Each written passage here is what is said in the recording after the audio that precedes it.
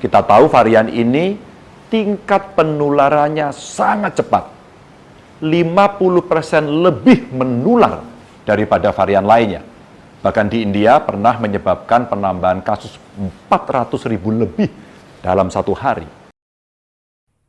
Pada tanggal 31 Mei tahun 2021, Organisasi Kesehatan Dunia atau WHO telah menetapkan status atas varian Delta ini sebagai varian of concern atau VOC, yaitu varian yang mengkhawatirkan. Varian Delta juga diketahui jauh lebih menular dari varian lainnya. Bahkan, WHO menyebut varian Delta dapat mengelabui sistem kekebalan tubuh. Varian baru virus corona adalah B1617-2 atau varian Delta yang pertama kali ditemukan di India dan varian B1.1.7 atau Alpha yang pertama diidentifikasi di Inggris telah masuk ke Indonesia.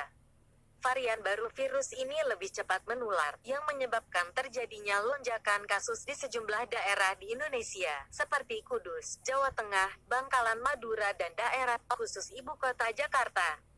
Gejala virus corona varian Delta, sebagaimana disampaikan oleh Profesor Kedokteran Darurat dan Kesehatan Internasional Johns Hopkins University, Dr. Bakti Hansoti, diantaranya sakit perut, hilangnya selera makan, muntah, mual, nyeri sendi, gangguan pendengaran.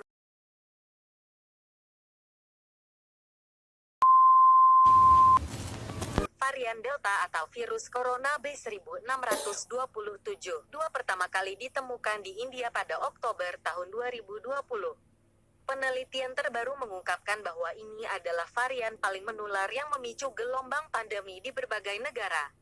Para ilmuwan dari India menyebutkan, varian Delta disebut 50% lebih menular daripada varian Alpha atau varian pertama virus corona. Varian Delta inilah yang telah menimbulkan korban jiwa sangat besar di India. Kita tahu varian ini tingkat penularannya sangat cepat. 50% lebih menular daripada varian lainnya. Bahkan di India pernah menyebabkan penambahan kasus 400.000 lebih dalam satu hari. Rumah sakit lumpuh, krematorium kewalahan mengurus jenazah, orang-orang tergeletak meninggal di jalanan. Varian Delta ini bisa dideteksi dari beberapa gejala. Di antaranya gangguan pendengaran, gangguan lambung parah, sampai pembekuan darah. Bapak Ibu, besar kemungkinan jumlah yang tertular varian Delta di Kudus lebih banyak dari yang kita temukan saat ini. Dan sangat terbuka kemungkinan varian Delta ini juga telah masuk ke daerah-daerah lainnya. Analisanya sederhana.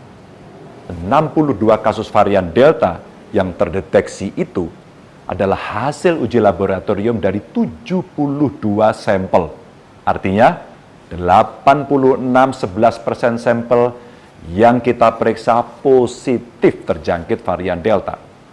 Mau dibilang dan dibantah bagaimanapun, penularan COVID-19 di Jawa Tengah sedang tinggi-tingginya dan dengan varian baru yang lebih berbahaya.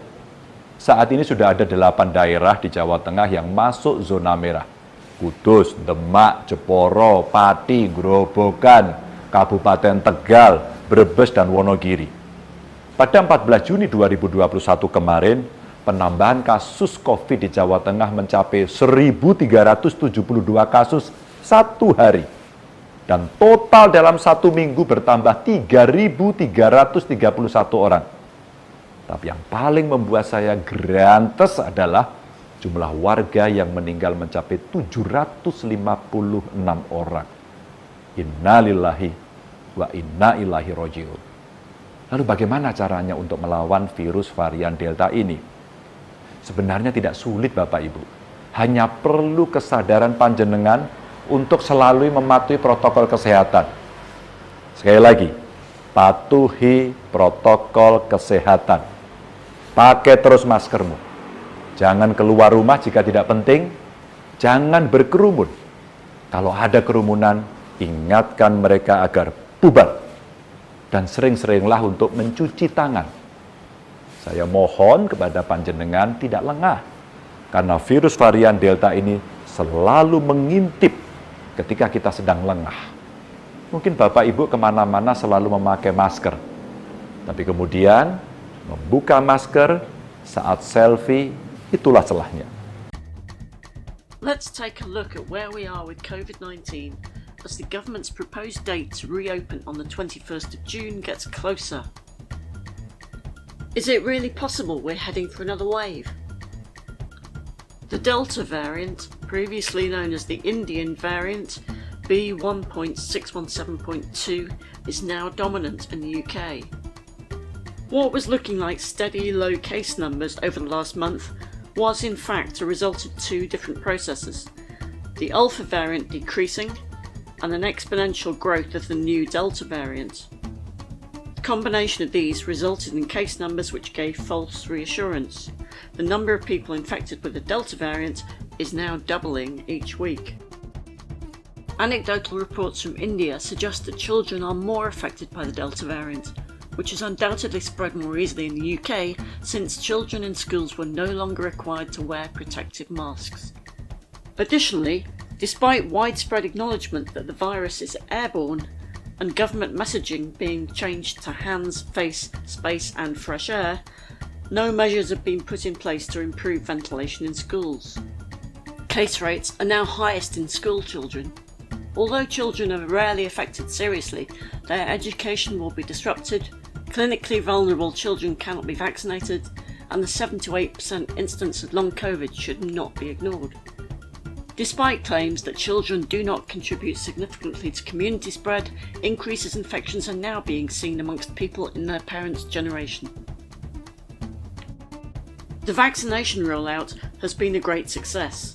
Some of the figures stated about vaccination are, however, somewhat misleading, as they only consider the adult population and not children, who can also be infected and spread disease. They also only state the figures for the first vaccine dose. If we look at the proportion of the total population who have received 2 doses, the figure is much lower. This is particularly concerning since we know that the protection provided by 1 dose for the Delta variant is very low. You really need 2 doses. Levels of immunity normally decrease in the months after vaccination, but the overall reduction in vaccine efficiency against the Delta variant to start with, combined with the tendency for older people to respond less strongly to vaccination, suggests that boosters may be required within a few months of a second dose in order to maintain adequate protection. Many of the older people in the UK are already at this stage, leaving them vulnerable. Not only is the Delta variant partly vaccine resistant, UK data suggests that people who are infected are more than twice as likely to need admission to hospital. It is at least 50% more transmissible than the Alpha or Kent variant, which means it's twice as transmissible as the original coronavirus that threw us into lockdown in March 2020. If we do the right things at the right time, lockdown shouldn't be necessary. The UK has always done too little too late, which has meant long lockdowns which nobody wants. Our NHS staff are exhausted, mental health has plummeted, businesses have closed, people aren't getting the treatment they need for other health conditions. However, we don't have to go back to square one like that. Countries where authorities acted hard and fast to suppress the virus are the ones where economies have suffered least and where people have overall been subject to less time in lockdown.